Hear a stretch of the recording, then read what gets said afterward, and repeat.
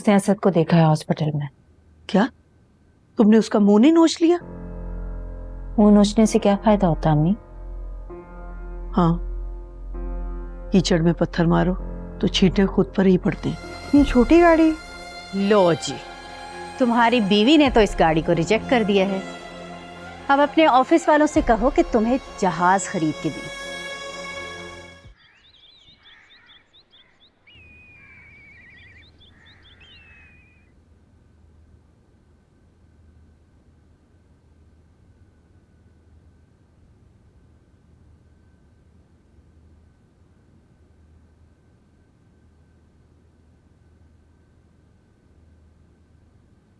तुम किन सोचों में गुम बैठी? सोच रही हूँ कि चाहे जाने का एहसास किसी को जिम्मेदार और किसी को मगरूर बना देता है। मोहब्बत दो तरफा हो तो जिम्मेदार बनाती है, जब तरफा हो तो मगरूर। मैं जानती हूँ तुम्हारा इशारा किस तरफ है। अस्सलाम वालेकुम। वालेकुम अस्सलाम। अरे तुम यहाँ कैसे? तुम्हें तो डॉक्टर ने आराम करने के लिए कहा है ना? हाँ बेटा, तुम्हें अभी आराम करना चाहिए था।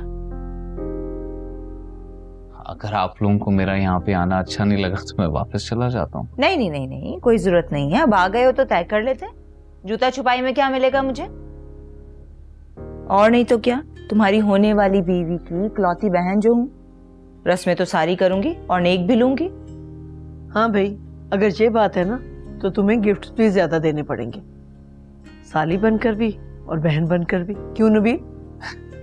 ताईजान, ये हुई ना बात। लो भाई, यहाँ तो उल्टे लेने के देने पड़ गए मुझे। ठीक है भाई, आप बता दीजिए क्या गिफ्ट चाहिए।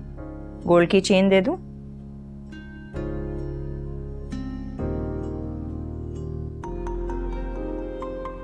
हाँ भाई, क्या हो रहा है? अस्सलाम वालेकुम बाबा। वालेकुम अस्सलाम। ये बताओ कि ये दुर्रे फिशा और रूहान कब आ रहे हैं? यार इतना सा है लेकिन उसकी इतनी आदत हो गई है कि उसके बगैर दिल ही नहीं लग रहा। बस बाबा, नेक्स्ट वीक शादी है, वो ख़त्म होने के बाद घर वापस आ जाएंगे। लेकिन हाँ, अगर आप कहते हैं तो मैं उन्हें एक आध दिन पहले बुलवा लेता हूँ। अरे नहीं नहीं बेटा, इसकी जरूरत नहीं है भाई, उन्हें एंजॉय करने दो। ये वक्त बार बार थोड़ी आता है। और हाँ भाई, तुम भी उनके घर चक्कर लगा लेना और पूछना कि तुम्हारे लायक कोई काम हो तो बताएं। भाई आखिर उस घर के दामाद हो। बाबा वहाँ मेरे लिए सच कोई काम नहीं है, और उसकी वजह यह है कि घर में शादी है और होटल में वलीमा। अच्छा। चचा ने वैसे भी जहेज देने से इनकार कर दिया, और जितने भी ये शादी के इंतजामात हैं वो कोई इवेंट मैनेजमेंट कंपनी देख रही है। सो दे गुड, दे फाइन।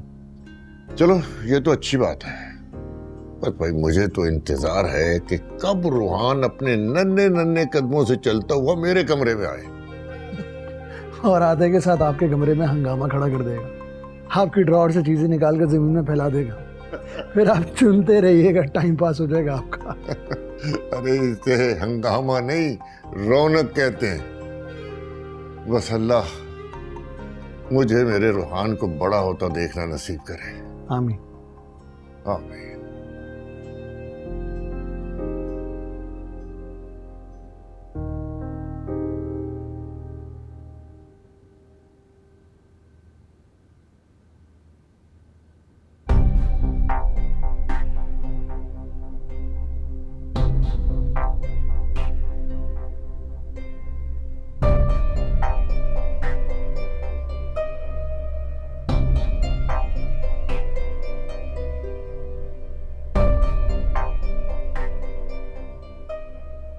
तुम यहाँ नबील के कमरे में क्या कर रही हो? निकलो यहाँ से। मैं तो नबील के दिल में, दिमाग में, उसकी सोचों में, हर जगह हूँ। कहाँ कहाँ से निकालेंगी मुझे? हर जगह से निकाल फेंकूंगी। चलो। ये क्या हो रहा है? कुछ नहीं बेटा, मैं तो बस मैं यहाँ पे तुम्हारा कमरा देखने के लिए आई थी कि शादी की तैयारियां शुरू हुई कि नहीं, लेकिन यहाँ पे तो किसी को नई बहू के आने की कोई खुशी नहीं है। भाई हमारे यहाँ तो दुल्हन के मुंह से ऐसी बातें मायूब समझी जाती हैं। ससुराल वाले जो देते थे रख लेते थे, लेकिन यहाँ तो जुबान कंधों पे रखी हुई है। तो मैंने आपको ऐसा क्या कह दिया है? तो मैंने कब कहा कि तुमने ऐसा कुछ कहा? मैं तो बस ऐसे ही बात कर रही थी। अरे अरे अरे प्लीज प्लीज प्लीज, देखो शादी की तैयारियां करने के लिए लोग कल आएंगे, सब तैयारियां हो जाएंगी, तुम फिक्र क्यों करती हो? मैं हूं ना। ओके। अब तो चोट भी ठीक हो गई है।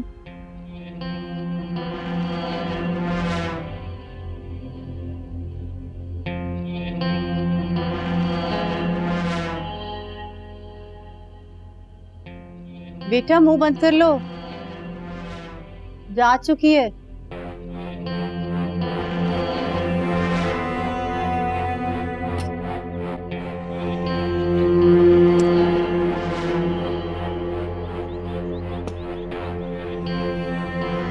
किन सोचों में गुम हो? मैं आपको बताना जरूरी नहीं समझता दादी, लेकिन मैं जानना जरूरी समझती।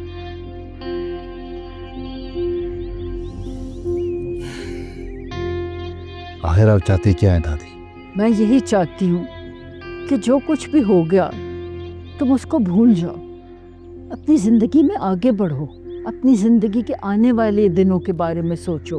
अब हम दोनों के अलावा एक दूसरे के पास कुछ भी नहीं है, और मैं ये चाहती हूँ कि जब मैं इस दुनिया से जाऊँ तो मुझे कोई पछतावा ना हो, कोई परेशानी ना हो। मैं मुतमईन हूँ कि तुम इस घर में हंसी खुशी अपने बच्चों के साथ रह रहे हो। मेरा मजाक उड़ाने का अच्छा तरीका है दादी। ये मजाक था? कनाडा चले जाओ, वहाँ जाकर अपना इलाज करवाओ। जो मैं चाहती हूँ ना उसके बारे में सोचो, ज़रा गौर करो। जवानी रंगीनियों में गुजारी जा सकती है, लेकिन बुढ़ापे में इंसान को अपनी औलाद की ज़रूरत होती है।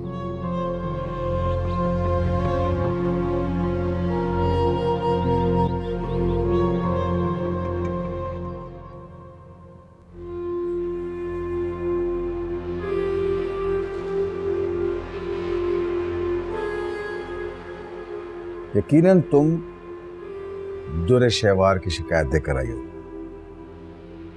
आप ना सब जानते हैं, लेकिन फिर भी नादान बने रहते हैं। ये लड़की जूतों समेत हमारी जिंदगी में घुसे चली आई है। बदतमीज, बदजुबान। तुम कोई ज्यादा रिएक्ट नहीं कर रही हो? जो सच है वही कह रही हूँ। आप बस ये रिश्ता खत्म कर दें, वरना मैं घर छोड़ के चली जाऊंगी। कोई कहीं नहीं जाएगा। बंद करो ये तमाशा। तुमने खामखा का बैर पाल रखा उसके साथ। अगर अभी से दिलों में रखने हैं तो आगे क्या होगा? यानी मैं ही गलत हूँ? तुम गलत नहीं हो, तुम गलत फहमी का शिकार हो। माजी की गलतियों को भूलकर आगे बढ़ो। आजकल की लड़कियां आउटस्पोकन है। आउटस्पोकन और बदतमीज होने में ना बहुत फर्क होता है। मैंने कई बार तुम्हें कहा, वक्त के साथ साथ सब कुछ ठीक हो जाएगा। तुम दुरे फिशाक को ही देखो, कैसे उसने अपना घर संभाल रखा है। मुझे यकीन है कि उसकी छोटी बहन हमें मायूस नहीं करेगी।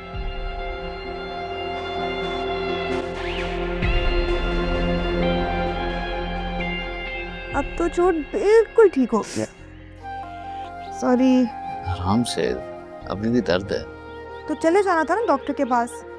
अजीब जिद लगाई हुई थी कि मुझसे ही पट्टी बदलवानी है। शुक्र करो अभी मैंने बदल दी है। मुझे चोट जिसकी वजह से लगी है, मरहम भी तो उसी को करना चाहिए ना।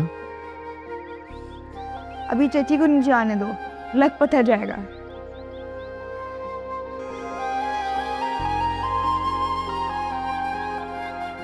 अच्छा सुनो, आपसे एक वादा करती हूँ, तुम हमेशा इसी तरह हंसती मुस्कुराती रहोगी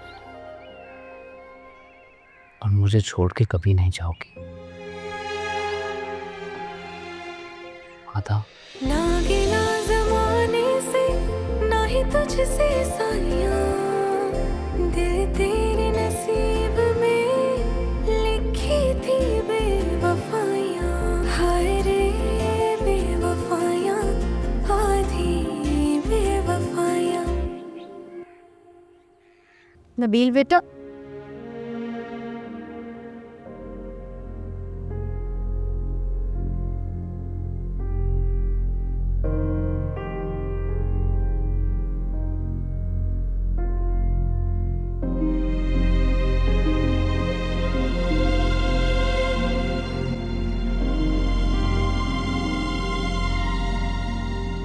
घबरा क्यों गए? वापस आने का दिल नहीं कर रहा था ना? वहीं रुके रहते, तुम्हारा सामान भी वहीं भिजवा देती, दुरे शहवार के दरवाजे के आगे ही तुम तकिया बिस्तर डाल के पड़े रहते। क्या हुआ? क्यों हर वक्त बच्चे के पीछे पड़ी रहती हो? बस आप तो रहने ही दे। पता नहीं कौन सी उल्लू की लकड़ी घुमाई है उसने कि आप लोगों को उस लड़की का असली रूप नजर ही नहीं आ रहा। मम्मी आपको क्या हो गया है? कैसी बातें कर रही हैं आप? और क्यों उस बेचारी के पीछे हर वक्त पड़ी रहती हैं आप? ये घर है, मछली बाजार नहीं। नबील, तुम ऊपर जाओ कमरे में।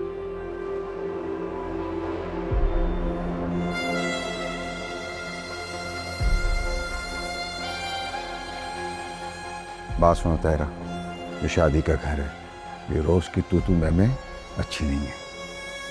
आपने देखा उसे कैसे उस लड़की के लिए सीसा पिलाई की दीवार बन के माँ के सामने खड़ा हो गया था। यही बात मैं तुम्हें समझाता हूँ, मोहब्बत करता है वो उससे। दुरे शहवार की नफरत में अपने बेटे से हाथ ना धो बैठना।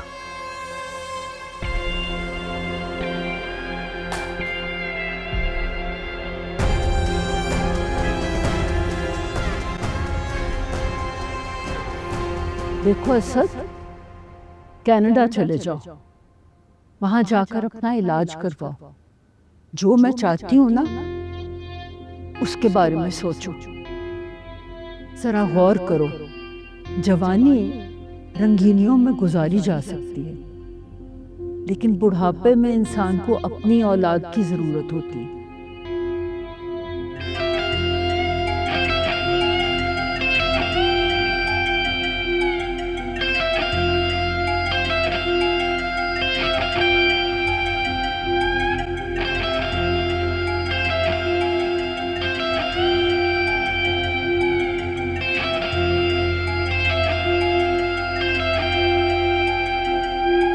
बेटा, तुम्हारी चची बुरी औरत नहीं है, बस ज़बान की थोड़ी तेज़ हैं, और फिर वैसे भी इस उम्र में इंसान चिड़चिड़ा हो जाता है।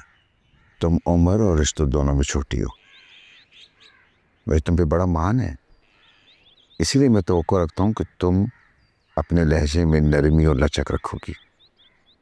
बेटा, वो सुना होगा ना तुमने कि एक चुप सो सुख। बस जब भी गुस्सा आया करे, चुप हो जाया करो।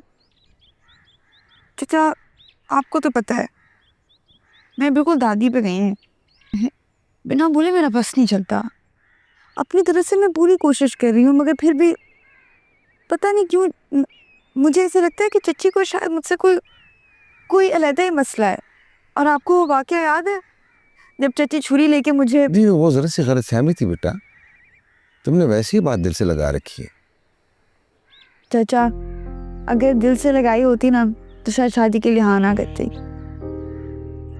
लेकिन आप बेफिक्र रहें, अब मैं अपनी तरफ से अपनी पूरी कोशिश करूंगी कि आपको मुझसे कोई शिकायत का मौका ना मिले। शाबाश बेटा, वही तुमसे यही तवक्को थी। ऐसे करो, तुम जाओ अपनी अम्मी का हाथ बटाओ, और वैसे भी शादी में कुछ दिन बाकी हैं। जी जाओ बेटा।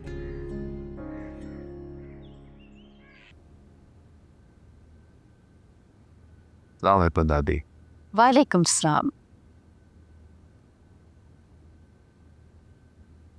कैसी तबीयत है सर? बेहतर है। ठीक, तुम जाओ, मैं करता हूँ।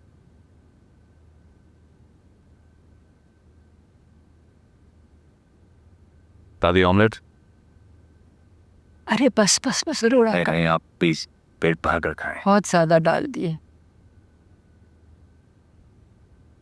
दादी, मैं सोच रहा था कि मैं घर चले जाऊं। अच्छा, ये तो बहुत अच्छा फैसला। देखो असद, ना मैं तुम्हारी दुश्मन हूँ और ना तुम्हारा बाप तुम्हारा दुश्मन था। मैं बस ये चाहती हूँ कि तुम्हारे बुजुर्गों की इतनी मेहनत से बनाई हुई जायदाद पर ना धूल उड़े और ना वीरानियां राज करें। मैं जानती हूँ तुम्हारे दिल में क्या है और तुम्हें पता है कि मेरे दिल में क्या है।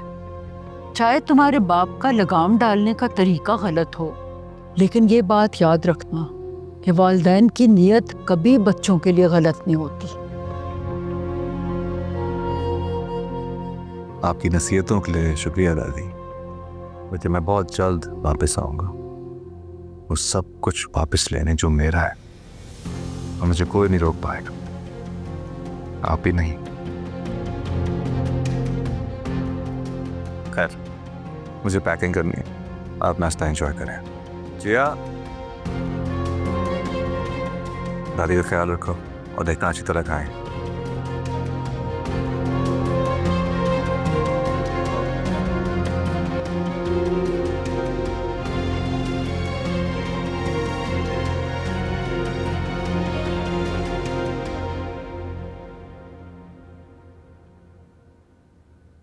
क्या क्या सोचा था मैंने कि अपनी शादी के हर इवेंट के ऊपर मैं कोई ना कोई डिज़ाइनर आउटफिट रखूंगी, लेकिन यहाँ पे तो सारे राजा बाजार के आउटफिट्स ही पड़े हैं। ये जो कुछ भी तुम कर रही हो ना, और उसके बावजूद तुम्हारी शादी हो रही है और तुम अपने घर की हो रही हो, तो उस पर लाख लाख शुक्र अदा करो खुदा का। ये सारी चीज़ें हमने अपनी हैसियत से बढ़कर ख़रीदी हैं, बहुत प्यार से। थोड़ी सी तो कदर करो। सब कुछ अच्छा करने की कोशिश की और तुम्हें एहसास नहीं हो रहा। तो मेरी कौन सी किसी बिजनेस टाइकून से शादी हो रही है? मम्मी, वैसे मैं याद रखूंगी पूरी जिंदगी किस तरह आपने मुझे बोझ समझ के बस ब्याह दिया। हाँ, तुम एक बोझ हो और ऐसा बोझ कोई भी शरीफ माँ अपने कंधों पर नहीं उठा सकती। अब अपनी जुबान बंद करो और अपने कमरे में जाओ, और ये जो गज भर की जुबान है ना, इसको यहीं छोड़कर जाना। माएँ तो ये बातें बर्दाश्त कर लेती है, लेकिन सासें कभी बर्दाश्त नहीं कर सकती। चलो जाओ, दफा हो जाओ। अम्मी, रखिए अपने कपड़े अपने पास। नहीं करनी शादी, मर जाओ फिर तुम। अम्मी, अल्लाह का वास्ता है, आपको ऐसी बातें मुंह से मत निकाला करें। खुशी को भी खाप में मिला देती है।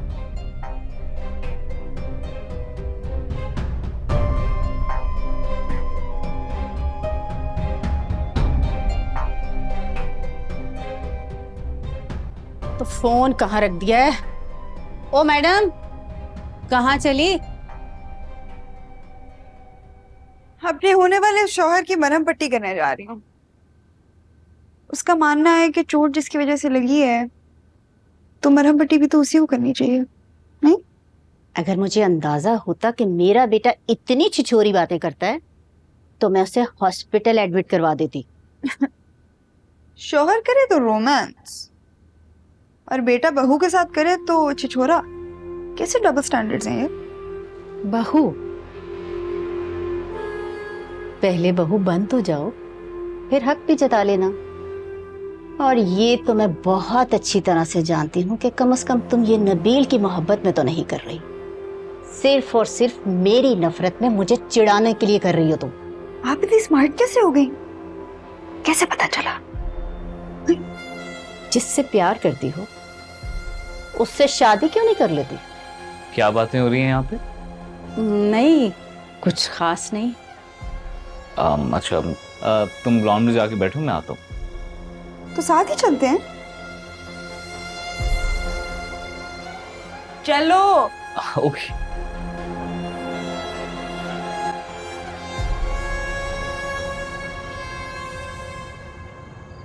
मैं तुम्हारे लिए एक सीरम लाई हूँ, उससे तुम्हें चोट लगी है, उसका स्कार जल्दी ठीक हो जाएगा। बाय द वे, हम आखिरी बार मिल रहे हैं। क्यों? क्योंकि अम्मी मुझे मायूं पे बैठा रही हैं और अब हम शादी वाले दिन ही मिलेंगे। बाय। अच्छा सुनो, मुझे तो ये यकीन ही नहीं हो रहा कि हमारी शादी हो रही है और मेरी मोहब्बत हमेशा हमेशा के लिए मेरी हो जाएगी। तुम क्यों मुझसे इतना प्यार करते हो? प्यार किया नहीं जाता, प्यार हो जाता है। अब प्यार किया है तो फिर निभाना भी पड़ेगा। क्यों? मेरे प्यार पे कुछ शक है क्या? नहीं तो मैंने कब कहा? गुड, अच्छी बात है। बस अब मुझे उस दिन का इंतजार है कि जिस दिन तुम्हें भी मुझसे उतनी मोहब्बत हो जाएगी जितनी मुझे तुमसे है। वो शायद कयामत का दिन होगा। तो खैर, मुझे अंदर एक काम है, मैं जा रही हूँ। अच्छा सुनो तो सही, मेरे स्कार का क्या होगा? ये सीरम का क्या होगा? कौन लगाएगा? ये पकड़ो, ये रोज रात को अपने स्कार पे लगाओ ताकि तुम्हारा स्कार जल्दी ठीक हो जाए। अच्छा थोड़ी देर रुक जाओ। Deal bye. अरे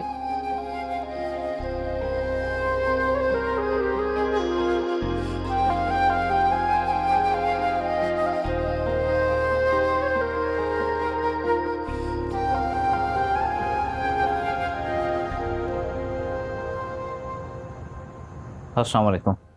वालेकुम सलाम। दूल्हे मियाँ, माशाल्लाह खासे फ्रेश नजर आ रहे हो, और चोट भी तुम्हारी गई। हाँ भाई, 2-3 दिन से आपकी भतीजी नर्स का ड्रामा करते हुए मरहम पट्टी करने आ रही है। ये तो अच्छी बात है भाई। अगर होने वाली बीवी को अपने होने वाले खामन की चोट की तकलीफ महसूस हो, इससे अच्छी बात और क्या हो सकती है। ये बात तो और है कि चोट भी उसी की वजह से लगी थी। फिर वही बात भाई, कुछ दिन बाद इस घर में शादी है, और फिर तुम्हारे कहने पे शादी भी हमने छोटे पैमाने पे रखी है। घर में कोई रौनक मेला होना चाहिए, कोई खुशी का माहौल नजर आना चाहिए। जितना कर रहे हैं ना काफी है। ऐसी खामखा दिखावा करने से दुनिया की नजर लग जाती है। बात में वजन है, और फिर आपकी बात कौन टाल सकता है? आप मलका आलिया हैं इस घर की। क्यों नबील बेटा, मैंने ठीक कहा ना? जी अबू, आप बिल्कुल ठीक कह रहे हैं। ये चावल अगर गर्म करके ले आओ तो। अभी लाती हूँ। ओके।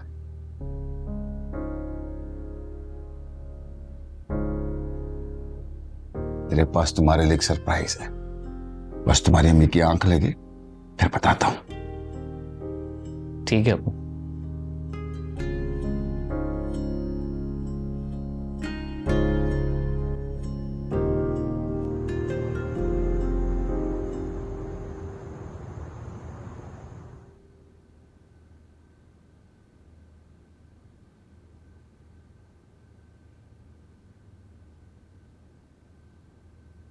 बैठो।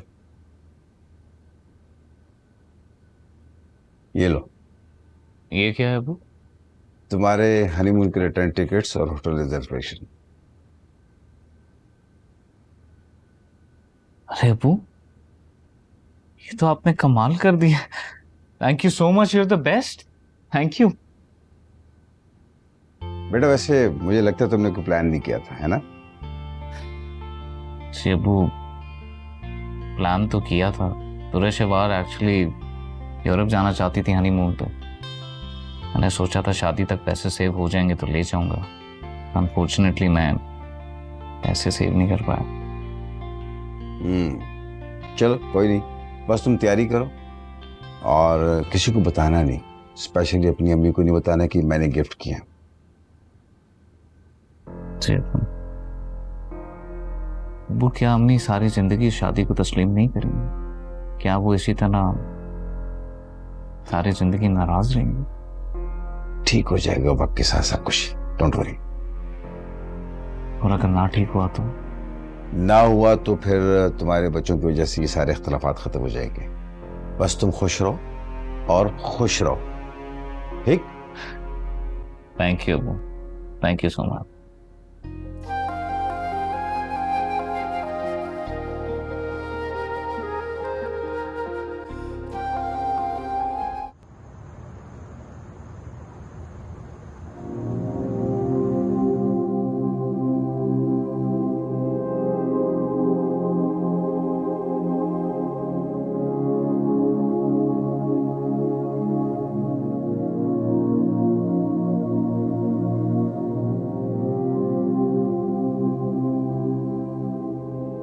क्या हुआ? तुम ठीक तो हो? सर बहुत भारी भारी हो रहा है। हमें पूरी पूरी रात नींद नहीं आती मुझे। जी अजीब से ख्वाब आते हैं, डर या खौफ कि कहीं अरसल और रोहान को मेरी सच्चाई का पता चल गया तो। ऐसा कुछ भी नहीं होगा, भरोसा रखो। और तुमने तो कुछ भी गलत नहीं किया, जो कुछ भी किया अपना घर बचाने के लिए किया। और मैं तुमसे वादा करती हूँ, अगर जिंदगी में ऐसा कोई लम्हा आया तो मैं तुम पे आंच भी नहीं आने दूंगी। बस मेरी तो हर वक्त यही दुआ है कि अल्लाह ताला तुम्हें अपनी औलाद दे दे, फिर देखना सारे मसले हल हो जाएंगे।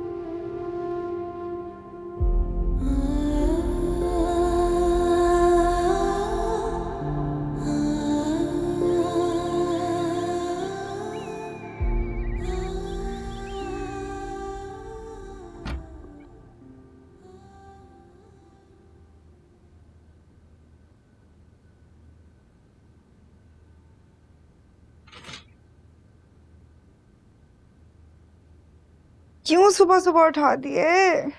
सुबह नहीं है, 12 बज गए। देखो तुम्हारे लिए क्या है। ये किसने भेजा है? तुम्हारे आशिक ने। असद ने? तुम उस जानवर को अभी तक भूली नहीं? नबील ने भेजे होंगे। तुम्हें अल्लाह का वास्ता है, भूल जाओ उसे। अपनी इज्जत का नहीं तो हमारी इज्जत का ख्याल रखो। क्यों एक ही गलती को बार बार दोहरा रही हो? तो अच्छा भाई, इतनी ओवर एक्टिंग। वैसे एक बात कहूं, तुम खुद अपनी दुश्मन हो। तुम्हें किसी दुश्मन की जरूरत ही नहीं है।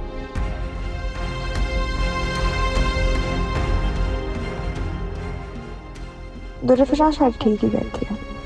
अब जो कुछ है वो बस नबील है।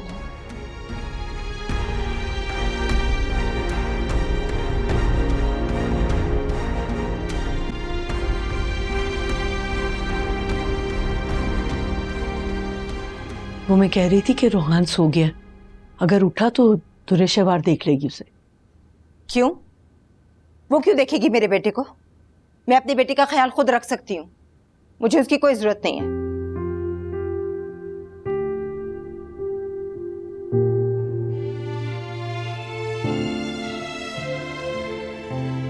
सॉरी, मुझे आपसे ऐसे बात नहीं करनी चाहिए थी। प्लीज मुझे माफ कर दे। कोई बात नहीं, हो जाता है ऐसे, तुम परेशान मत हुआ करो। अम्मी, उसके दिलो दिमाग पर अभी भी असद सवार है। वो असद को नहीं भूली। उसे फूल नबील ने भिजवाए और वो ये समझ रही है कि उसे फूल असद ने भिजवाए।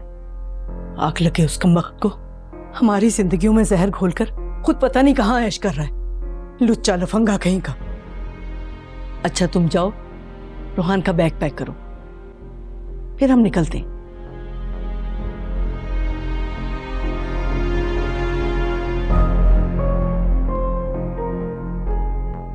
औरत पहली मोहब्बत कभी नहीं भूलती, कभी भी नहीं।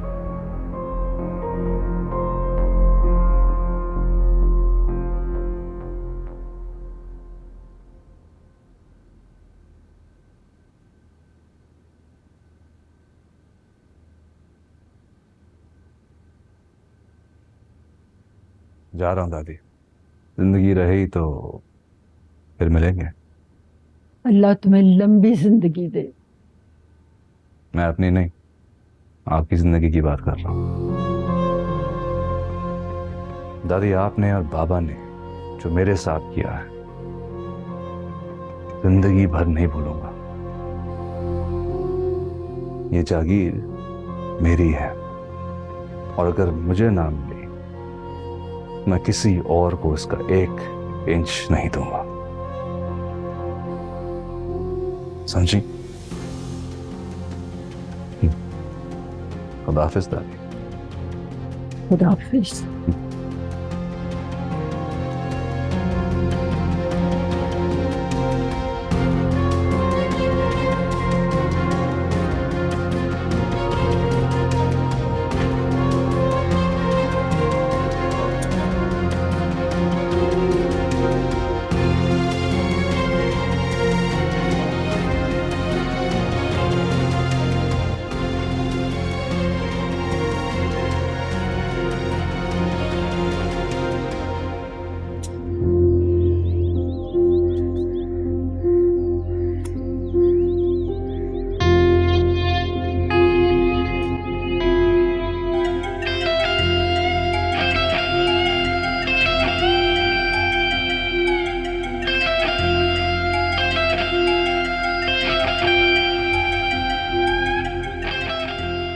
मिलेंगे। चलो सीधा एयरपोर्ट निकालो।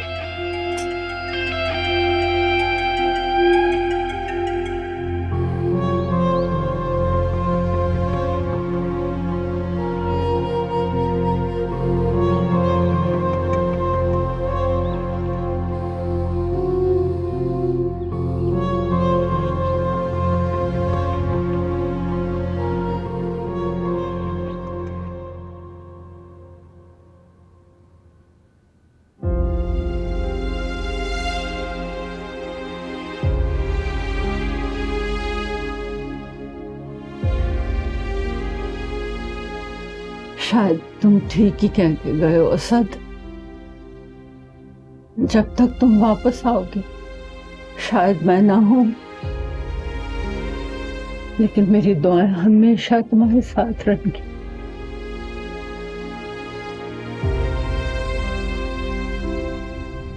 भाभी कहाँ रह गई हैं?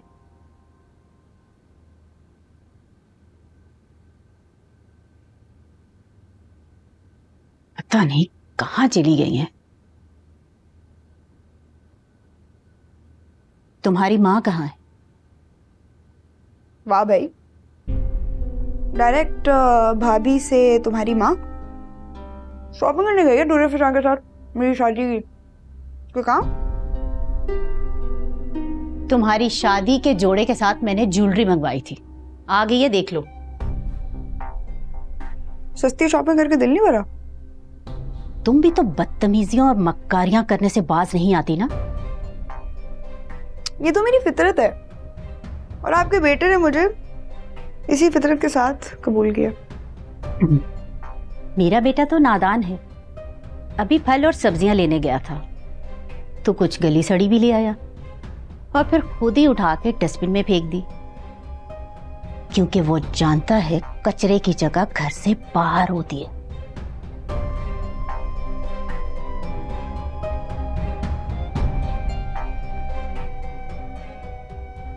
चाचा प्लीज, चाचा ये देखिए मुझे मारने की कोशिश कर रही है। चाचा प्लीज मुझे बचा ले।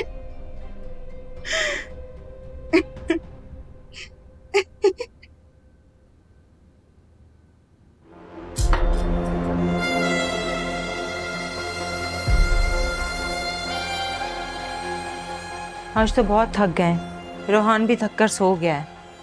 हाँ ना, देखो जरा, 2 चीजें खरीदनी थी और कितना टाइम लग गया।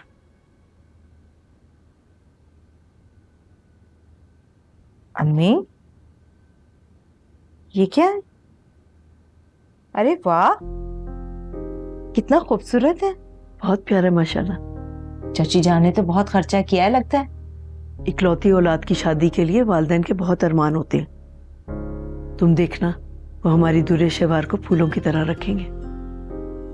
बस आपकी फूलों जैसी बेटी उनकी जिंदगी में कांटे ना भरते। नहीं, कुछ नहीं होगा। मुझे तो अच्छे लगे अम्मी, बहुत प्यारे।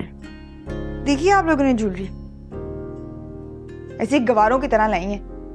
इस तरह की ज्वेलरी ना लोग बड़ी ईद पे कुर्बानी से पहले अपने बकरों को पहनाते हैं। तुम्हारा दिमाग तो दुरुस्त है। ये आर्टिफिशियल ज्वेलरी भी ना बहुत महंगी आती है। मुझे नहीं पता, मुझे नहीं पहननी है। तो क्या करें, वापस देकर आ जाएं? तुम्हें नहीं ला कर दें? इतना टाइम नहीं है हमारे पास। कल काम वाली आएगी, उसे दे देना। मुझे नहीं पहनी ऐसी सस्ती ज्वेलरी। याद है एक दफा अरसल भाई ने तुम्हें तुम्हारी 2nd एनिवर्सरी पे गोल्ड का सेट दिया था, वर्ल्ड वाला। वो प्लीज मुझे दे दो, मेरे सूट के साथ मैच भी करेगा।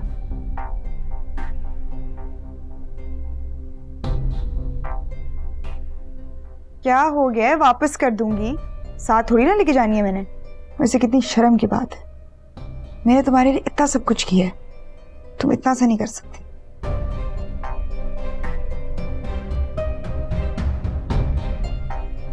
ठीक है।